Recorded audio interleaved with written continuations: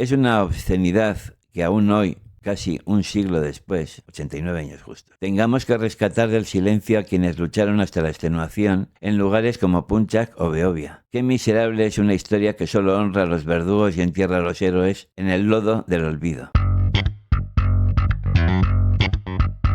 Buenos días a todas y a todos. Bueno, estoy hoy, un domingo más. Vamos a desarrollar un tema sobre la memoria histórica del Bidasoa. Y hoy nos vamos a centrar en la resistencia italiana en el sector de Punchas, la carretera que hay hacia Navarra, en Irún, evidentemente. Y es un testimonio, hay un testimonio escrito por un tal Ciro Sparano, recogido de un periódico italiano en París. Y sin más entramos. En el día de hoy nos vamos a centrar, como digo, en la resistencia llevada a cabo por un grupo de combatientes italianos que defendieron y lograron retrasar el avance enemigo en el sector de Punchas, durante los primeros compases de la guerra civil en el Bidasoa. Esta atención específica no implica desconocer ni minimizar la participación del resto de milicianos del Frente Popular, asturianos, vascos y otras fuerzas, cuya contribución fue igualmente decisiva. No obstante, en esta ocasión ponemos el foco en uno de ellos, en uno de los combatientes italianos, autor del artículo publicado en el periódico Justicia e Libertad, bajo el título del artículo, Desde Irún hasta la frontera de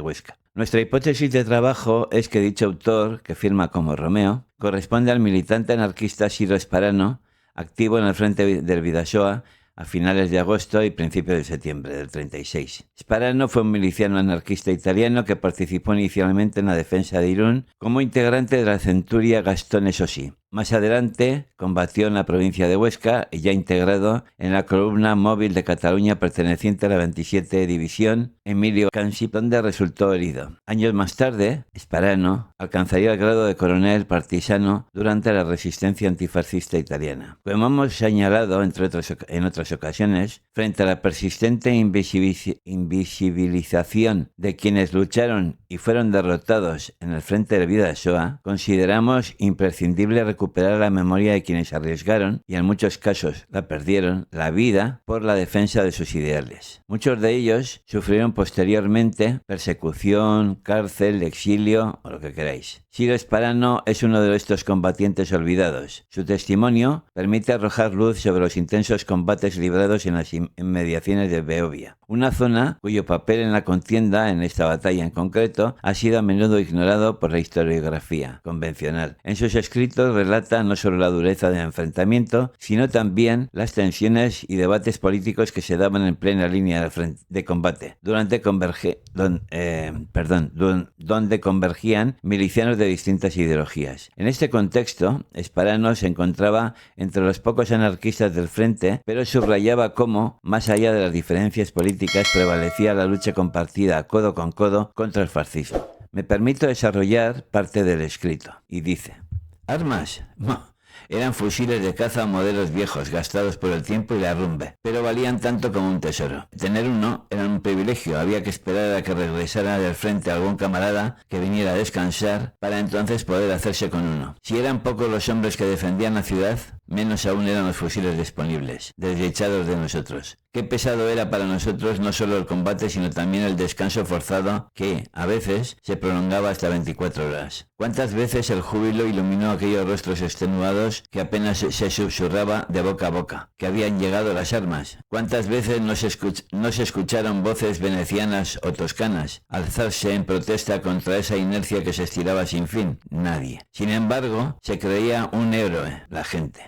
aunque se hubieran vivido actos de heroísmo. Pero había un deseo por encima de todo: ganar. Y ser héroe se había convertido en una obligación, una necesidad, casi hasta en una costumbre. Quien no tuviera agallas para ello, más le habría valido quedarse dormido. No había fusiles para los incapaces, ni para los mediocres. ¿Y no es el heroísmo tan contagioso como la alegría o la enfermedad? Lo era, porque uno terminaba por convertirse en héroe. Todos fundidos en un solo crisol, un bloque de acero, cada vez más templado, junto al abismo. Porque éramos todos. Esperábamos aviones, esperábamos camiones, esperábamos armas y munición y más munición, esperanzas ilusiones y esperas inútiles. En otro trozo del escrito nos dice: vamos cantando, vamos sonriendo, mientras los ciudadanos saludan a los fusiles. Ellos nos aplauden, van rotando himnos como bandera rosa e internacional. He aquí en Punjab el caserío rural. Hemos bajado rápidamente, el silbido de las balas cayendo entre nosotros y saltando. Nos detuvimos en una casa al borde del camino. La vida es fuego de los enemigos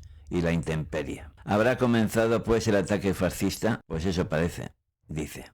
Es a orillas del río Bidasoa, con la vista puesta en la carretera. Uno de nuestros trenes blindados se ve. Un coche blindado ha impedido el paso y lo han cruzado de forma transversal. Los hombres, pocos.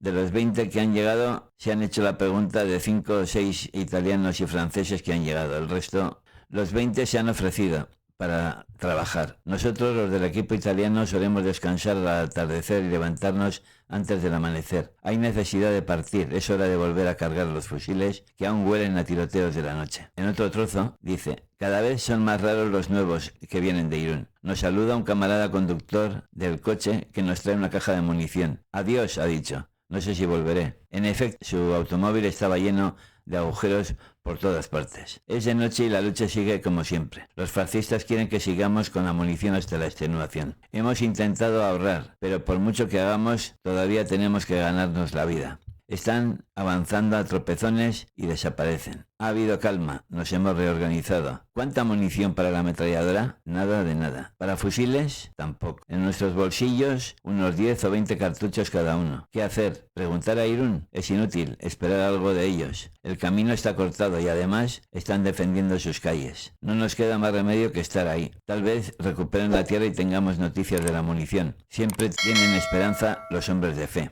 Pero en vano. Se agotaron los últimos cartuchos. Desde Irún, las noticias, digamos, cada vez son más opuestas, inciertas y decepcionantes. Hemos pegado los últimos tiros. Todo ha terminado. 2 días más adelante cayó Punjab, pero por imprudencia o traición. Hoy ha caído Beovia, desarmada, aislada y abandonada por el mundo. Tenemos el puente más abierto que antes. La noche oscura ha rodeado a los defensores, pero no los vencidos. Irún aparece a lo lejos. Irún está en llamas. El Irún heroico no es libre hoy, y firma Romeo. De Irún a Huesca, a la frontera de Huesca. Aprovechando estos comentarios de Romeo, de Ciro Esparano, hemos encontrado un artículo que nos dice en un periódico estadounidense. Y dice: en Punjab, la intervención de los internacionalistas y los asturianos desempeñaron un papel crucial en la resistencia contra las fuerzas franquistas, lo cual explica el alto precio que pagaron por defender dicha posición. Los mineros utilizaban trozos de dinamita que los envolvían en papel para que la granada tomara forma de un trozo de jabón. Las botellas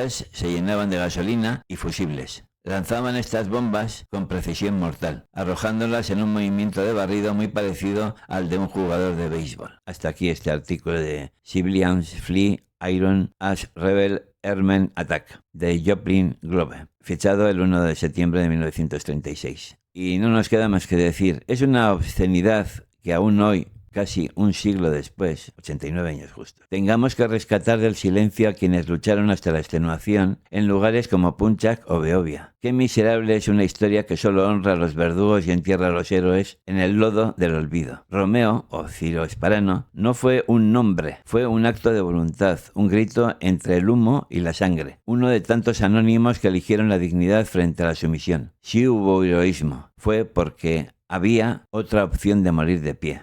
Y sí hubo derrota, fue solo táctica la derrota, porque mientras haya memoria, no hay victoria para los verdugos. Hasta aquí lo que da de sí el artículo de hoy. Espero que os haya gustado, quizás es un poquito más largo que otros, pero creo que lo merecía la pena por lo menos el testimonio directo de uno de los que estuvo ahí. Y no hay ni trampa ni cartón. Él lo vio y lo padeció. Y sin más, pues nada, gracias por vuestra atención. Espero que os haya gustado. Si os gusta, le dais al like, os suscribís y cosas de ese tipo. Y nos vemos la semana que viene. Repito, gracias por vuestra atención. Mira, es que suena retagatik eta horrengo bat arte. Ondo bizi, agur.